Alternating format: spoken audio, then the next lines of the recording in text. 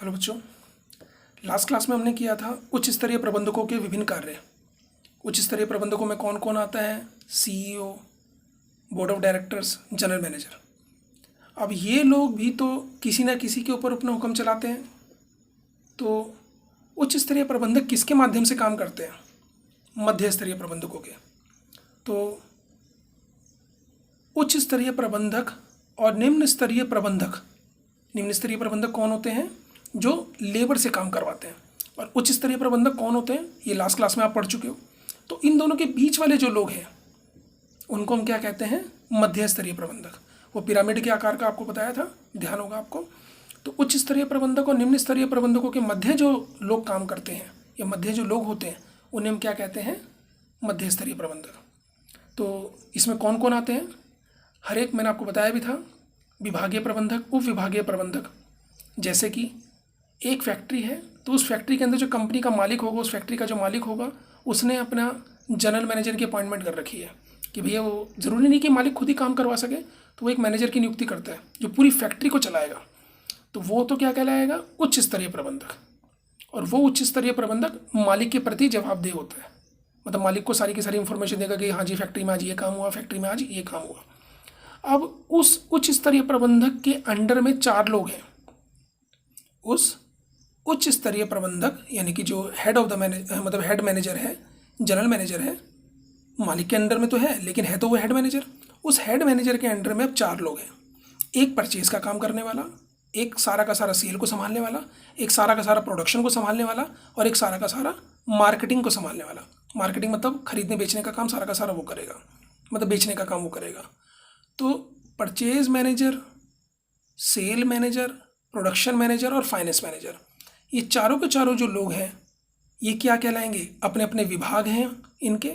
Purchase manager वाला केवल purchase का काम करेगा, सेल मैनेजर केवल सेल का काम करेगा, प्रोडक्शन वाला केवल प्रोडक्शन का काम करेगा, फाइनेंस वाला केवल फाइनेंस का काम करेगा। तो ये चारों के चारों लोग किसके अंडर में काम कर रहे हैं? उच्च स्तरीय प्रबंधक, जनरल मैनेजर के अंडर में। तो इन लोगों ने, चारों लोगों ने क्या करा? अपना अपना चारों का विभाग बनाया और बाद में उच्च स्तरीय प्रबंधक के द्वारा बनाए गए दिशा निर्देशों को नीचे तक पहुंचाया। यानी कि अब जैसे एक प्रोडक्शन मैनेजर है तो प्रोडक्शन मैनेजर हर जगह पूरी की फैक्ट्री में अकेला तो काम करेगा नहीं, उसके अंडर में भी बहुत सारे लोग होंगे। हो सकता है जो उसका सबऑर्डिनेट हो तो वो भी उसी कैटेगरी में है, लेकिन मेनली काम किसके द्वारा किया जाएगा? फैक्ट्री में किया जाएगा। फैक्ट्री में 500 लोग काम कर रहे हैं, फैक्ट्री में 500 लोग प्रोडक्शन कर रहे हैं। तो जो 500 लोग हैं उन्हें क्या कहेंगे हम? श्रमिक। उन 500 लोगों पर 10 सुपरवाइज़र अपॉइंट कर दिए। तो फैक्ट्री के अंदर जो श्रमिक काम कर रहे हैं वो तो लेबर है, उनको तो हम प्लेटफॉर्म एरिया के अंदर काम करने वाले अप्रबंधकीय सदस्य कहते हैं। लेकिन जो लेबर काम कर रही है उन 500 लेबर पर 10 जो सुपरवाइज़र लगाए गए हैं, उन 10 सुपरवाइज़र को हम क्या कहेंगे? क्या कहेंगे? लास्ट क्लास में बताया था, लास्ट क्लास में उन 10 सुपरवाइज़र को क्या कहा जाता है? निम्न स्तरीय प्रबंधक। 10 सुपरवाइज़र निम्न स्तरीय प्रबंधक हैं। जनरल मैनेजर एक है, एक जनरल मैनेजर और 10 सुपरवाइजर के बीच में जितने भी लोग हैं उन्हें हम क्या कहेंगे? मध्य स्तरीय प्रबंधक।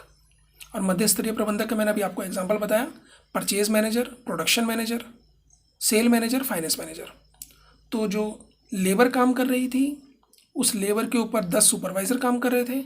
उन 10 सुपरवाइज़र के ऊपर एक प्रोडक्शन मैनेजर है, उस प्रोडक्शन मैनेजर को क्या कहेंगे हम? मध्य स्तरीय प्रबंधक। तो इस एग्जाम्पल से आई होप आपको समझ में आ गया होगा। उस प्रोडक्शन मैनेजर की हेल्प करने के लिए एक व्यक्ति और लगा हुआ है, तो वो भी मध्य स्तरीय प्रबंधक है, जिसे हम उप विभागीय प्रबंधक भी कह सकते हैं। विभागीय प्रबंधक 4 हो गए।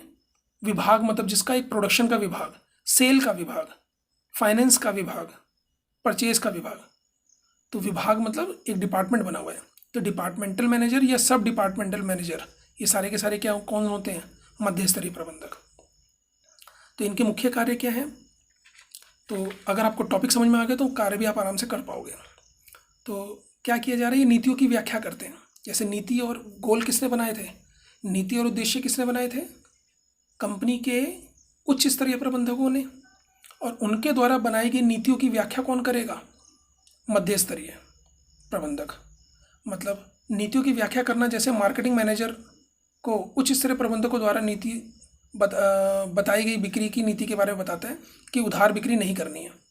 जैसे मैंने आपको लास्ट क्लास में बताया था, उच्च स्तरीय प्रबंधक ने क्या नीति बनाई थी कि भाई 300 करोड़ रुपए का हमारे को प्रॉफिट अर्न करना है और उसके लिए कोई भी क्रेडिट सेल नहीं की जाएगी।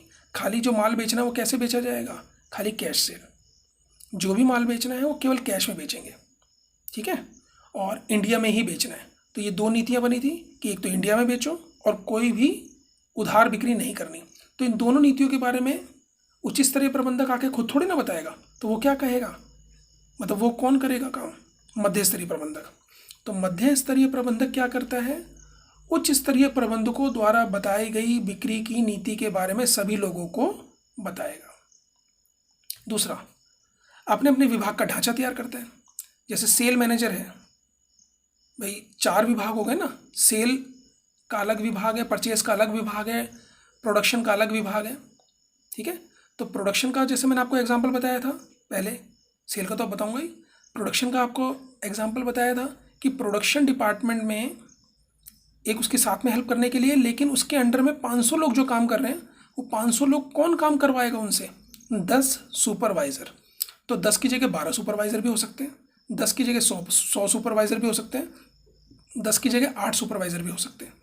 तो कितने सुपरवाइज़र्स होने चाहिए, इसका ढांचा कौन तैयार करेगा, जिस विभाग का जो प्रबंधक है वो। तो मध्य स्तरीय प्रबंधक क्या करते हैं, उच्च स्तरीय प्रबंधकों द्वारा बताए गए नियमों की व्याख्या करते हैं, उनके द्वारा बताए गए नीतियों की व्याख्या करते हैं, तथा साथ ही साथ अपने विभाग का ढांचा भी तैयार करते हैं। जैसे एग्जांपल मैंने यहाँ पे लिख दिया है, सेल मैनेजर। पूरी इंडिया में सेल कर रहे हैं हम, लेकिन पूरी इंडिया को 5 भागों में बांट दिया। तो सेल मैनेजर ने क्या करा, 5 डिवीज़न बना दिए। नॉर्थ इंडिया का, ऊपर का कश्मीर वगैरह का एरिया, दिल्ली, ये जो टोटल एरिया है वो नॉर्थ इंडिया का। Central India, UP, Madhya Pradesh, east India, Assam उस साइड का, साउथ इंडिया नीचे तमिलनाडु केरल वगैरह के चले जाएं, और वेस्ट इंडिया गुजरात साइड का। तो ये जो 5 डिवीज़न बना दिए, इन 5 डिवीज़न में एक एक बंदे की अपॉइंटमेंट कर दी। इन्हें बोल दिया हमने डिविजनल मैनेजर। एक डिविजनल मैनेजर हो गया नॉर्थ इंडिया का, एक डिविजनल मैनेजर हो गया सेंट्रल इंडिया का, एक डिविजनल मैनेजर यहाँ का, एक डिविजनल मैनेजर यहाँ का, और एक डिविजनल मैनेजर यहाँ का। अब ये बंदा भी 5 अलग अलग, मतलब इसके काम का 5 भाग हो गए, 5 बंटवारा हो गया। अब अकेला ये व्यक्ति भी पूरे नॉर्थ इंडिया में थोड़ी ना बेचेगा। इसने भी क्या करा, अपने नीचे 1 2 3 1 2 3 1 2 3 इस तरह से नॉर्थ इंडिया में भी 3 सब डिवीज़न बना दिए, और इनके अंडर में 100 सेल्स मैनेजर बना दिए। मतलब कहने का ये है कि ये भी इनके अंडर में कितने लोग होंगे, इनके अंडर में कितने लोग होंगे, इनके अंडर में कितने लोग होंगे, इनके अंडर में, ये पूरा का पूरा एक विभाग सा बनता चला जाता है, एक स्ट्रक्चर बनता चला जाता है, एक ढांचा बनता चला जाता है। इसी को हम कहते हैं ऑर्गेनाइजेशन, संगठन तैयार करना, ढांचा तैयार करना। तो ये काम कौन करेगा, इस प्रकार का ढांचा तैयार करने का काम उच्च स्तरीय प्रबंधक नहीं करेगा। ये ढांचा किसको तैयार करना है, सेल मैनेजर को। तो सेल मैनेजर कौन है, विभागीय प्रबंधक है। तो अपने विभाग का ढांचा बनाने का काम भी ये करता है कि मेरे अंडर में कितने लोग होंगे, पूरे देश की बिक्री या पूरे देश में बिक्री किस प्रकार से की जाएगी। नेक्स्ट पॉइंट, कर्मचारी की नियुक्ति करना। तो परचेज मैनेजर अपने लिए कितने लोगों की नियुक्तियाँ करनी है या अपने डिपार्टमेंट में कितने लोगों की नियुक्ति करनी है, ये पूरी की पूरी जिम्मेवारी परचेज मैनेजर पर होती है।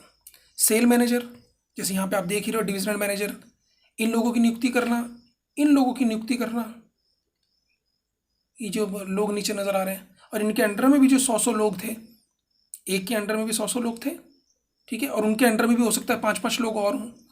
तो उन लोगों की नियुक्ति करने का काम किसका होता है, सेल मैनेजर का। मतलब अपने डिपार्टमेंट में कितने लोगों की नियुक्ति करनी है, इन लोगों की नियुक्ति करने का दायित्व भी, इन लोगों की नियुक्ति करने का जिम्मेदारी भी इन मध्य स्तरीय प्रबंधकों की होती है। निर्देश जारी करना कि कब क्या करना है और कैसे करना है, मतलब कौन कौन सा काम करना है। पहली बात तो क्या करना है, कब किया जाएगा और कैसे किया जाएगा, ये सारा का सारा दिशा निर्देश कौन जारी करता है, विभागीय प्रबंधक ही करता है, मतलब मध्य स्तरीय प्रबंधक ही करता है। और कर्मचारियों को अभिप्रेरित करना ये सेपरेट चैप्टर है, बहुत इंपॉर्टेंट चैप्टर है। मोटिवेट करना, मोटिवेट जैसे ढंग से बात करना, उनकी परेशानियों को समझना। मतलब मोटिवेशन 2 प्रकार का होता है, ये टॉपिक आ रहा है तो समझा देता हूँ। मोटिवेशन होता है कि जो हमारे अंडर में जो लोग हम काम कर रहे हैं, हमारे अंडर में जो भी लोग काम कर रहे हैं, वो काम को पहले के मुकाबले अच्छी तरह से करें। तो उस काम को करने के लिए जब अच्छी तरह से हम प्रेरणा देते हैं तो उस चीज़ को क्या कहा जाता है? अभिप्रेरित करना। अब अभिप्रेरण जो होता है वो दो प्रकार का हो सकता है, या तो नेगेटिव या फिर पॉजिटिव। अगर हम उन्हें ढंग से बात करते हैं अपने सबॉर्डिनेट से, जो जो जिनके जो हमारे अंडर में काम कर रहे हैं, अगर हम उन लोगों से ढंग से बात करें, उनकी सैलरी बढ़ाएं, उन्हें एक्स्ट्रा पर्क्स दें, उनको एक्स्ट्रा फाइनेंस प्रोवाइड करवाएं, उनको और फैसिलिटीज़ दें, उनके काम की सबके लोगों के बीच में तारीफ करें, तो ये कहलाता है पॉजिटिव मोटिवेशन, धनात्मक अभिप्रेरणा। और अगर उनके काम को हम डरा धमका करके करवा रहे हैं, उनसे उनकी सैलरी काटने का उनको डर दे रहे हैं, मतलब डर के माध्यम से या डरा धमका करके उनसे काम कराया जा रहा है, तो ये नकारात्मक अभिप्रेरणा है। तो जो मध्य स्तरीय प्रबंधक है वो अपने सबॉर्डिनेट से, चाहे वो सुपरवाइज़र हो चाहे लेबर वगैरह हो, तो उनसे या काम करवाने के लिए उनको अभिप्रेरित करते हैं, चाहे वो धनात्मक अभिप्रेरणा का प्रयोग हो चाहे वो ऋणात्मक अभिप्रेरणा का प्रयोग हो। नॉर्मली पॉजिटिव इन्फोर्स किया जाता है, मतलब पॉजिटिव ही इन्फोर्स किया जाता है, यानी कि मोटिवेशन जो किया जाता है पॉजिटिव ही होता है, धनात्मक ही किया जाता है। नकारात्मक भी कई जगह है, लेकिन वो सिचुएशन के हिसाब से।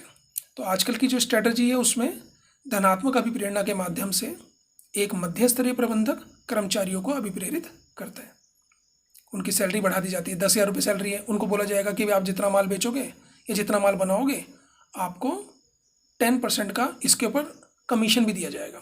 10,000 तो उनकी सैलरी फिक्स है ही है, अगर वो ज़्यादा माल बेचते हो तो उनकी कमीशन और ज़्यादा बढ़ती है। तो ज़्यादा कमीशन के लालच में लोग काम करते हैं। जैसे यहीं पर लगा लीजिए, इन लोगों को अगर कमीशन का लालच दिया जाए तो ये लोग एक्स्ट्रा सेल करने के लिए उत्साहित होंगे ही होंगे। तो कर्मचारियों को अभिप्रेरित करने का काम भी सेल मैनेजर का ही है। समन्वय स्थापित करना, समन्वय मतलब कोऑर्डिनेशन, आपस में एडजस्टमेंट, तालमेल बना करके रखना। अगर सेल मैनेजर प्रोडक्शन मैनेजर के साथ तालमेल ना बनाए तो माल बेचेगा कैसे? भाई प्रोडक्शन मैनेजर माल बना करके देगा तभी तो सेल मैनेजर माल बेच पाएगा, और अगर सेल मैनेजर माल बेचेगा नहीं तो पैसे कहाँ से आएंगे? क्योंकि डेटर्स को माल बेचा जाता है या मार्केट में माल बेचा जाता है तभी तो पैसे आते हैं, और अगर पैसे नहीं आएंगे तो फाइनेंस मैनेजर का काम रुक जाएगा। और अगर फाइनेंस मैनेजर पैसे ढंग से टाइम पर अरेंज करके डेटर से कलेक्शन करके नाम फैक्ट्री में लेकर के आए तो परचेज़ कैसे किया जाएगा? और अगर परचेज़ नहीं होगा तो प्रोडक्शन नहीं हो पाएगा, क्योंकि माल खरीदा जाएगा तभी तो माल बनेगा, और अगर माल नहीं बनेगा तो सेल नहीं हो पाएगी, सेल नहीं होगी तो माल बिकेगा नहीं, माल बिकेगा नहीं तो पैसा नहीं आएगा, पैसा नहीं आएगा तो परचेज़ नहीं होगा। मतलब ये चक्र चलता रहता है। तो सभी डिपार्टमेंट आपस में एक दूसरे के ऊपर निर्भर हैं, तो आपस में सबके बीच में तालमेल होना ज़रूरी है। केवल कोई ये कहे कि भाई मैं सबसे बड़ा हूँ, ऐसा नहीं चल सकता। तो सभी इंपॉर्टेंस है, सभी की इंपॉर्टेंस है, और सभी को आपस में तालमेल बना करके चलना पड़ेगा। तो ये मध्य स्तरीय प्रबंधक ही होते हैं जो सभी आपस में तालमेल बना करके चलते हैं। तो सारे पॉइंट्स हमने पढ़े, एक बार दोबारा से रिवाइज करवा देता हूँ। मध्य स्तरीय प्रबंधक जो मिडिल लेवल मैनेजमेंट होती है इनकी, और ये लोग क्या काम करते हैं?